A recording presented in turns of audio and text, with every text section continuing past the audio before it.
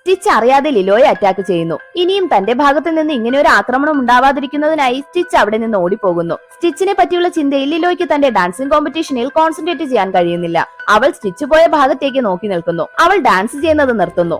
ആ കോമ്പറ്റീഷനിൽ വിൻ ചെയ്യുന്നതിനേക്കാൾ അവൾക്ക് സ്റ്റിച്ചാണ് പ്രധാനം. അവൾ അവൻ പോയ ഭാഗത്തേക്ക് ഓടുന്നു. അപ്പോൾ അവിടേക്ക് വന്ന ജംബ സ്റ്റിച്ചിന് എന്തോ മാറ്റങ്ങൾ നടന്നുകൊണ്ടിരിക്കുന്നെന്ന് പറയുന്നു. എല്ലാവരും ചേർന്ന് അവനെ അന്വേഷിക്കാൻ തുടങ്ങുന്നു. ലിലോ അവരുടെ സീക്രട്ട് പ്ലേസിലേക്ക് വന്ന് നോക്കുന്നു. പക്ഷേ സ്റ്റിച്ച് അവിടെ ഉണ്ടായിരുന്നില്ല. ലിലോ അവന്റെ ഗുഡ്നെസ്സിനെ അടയാളപ്പെടുത്തി വരച്ചൊരു ഡ്രോയിങ് മാത്രം അവിടെ കിടക്കുന്നു. അതേസമയം സ്റ്റിച്ചിന്റെ വലിയ സ്പേസ്ഷിപ്പ് ആക്ടിവേറ്റ് ആവുന്നു. ലിലോ അവനെ തടയാൻ ശ്രമിക്കുന്നു. പക്ഷേ സ്റ്റിച്ച് അവിടെ നിന്ന് പോകുന്നു. അവൻ ഗ്ലാസ്സിലൂടെ തന്റെ ഫാമിലിയെ നോക്കി കൈവിശി കാണിച്ച് ഗുഡ് ബൈ പറയുന്നു. അപ്പോഴേക്കും ലിലോയുടെ ചേച്ചി കാർ സ്റ്റാർട്ട് ചെയ്ത് എല്ലാവരും അതിൽ കയറി സ്റ്റിച്ചിനെ ഫോളോ ചെയ്യുന്നു. സ്റ്റിച്ച് ഇവിടെ നിന്ന് ആരുമില്ലാത്ത മറ്റൊരു പ്ലാനറ്റിലേക്ക് പോകാൻ ശ്രമിക്കുകയാണ്. കാരണം അവൻ ആരെയും ഉപദ്രവിക്കാൻ ആഗ്രഹിക്കുന്നില്ല.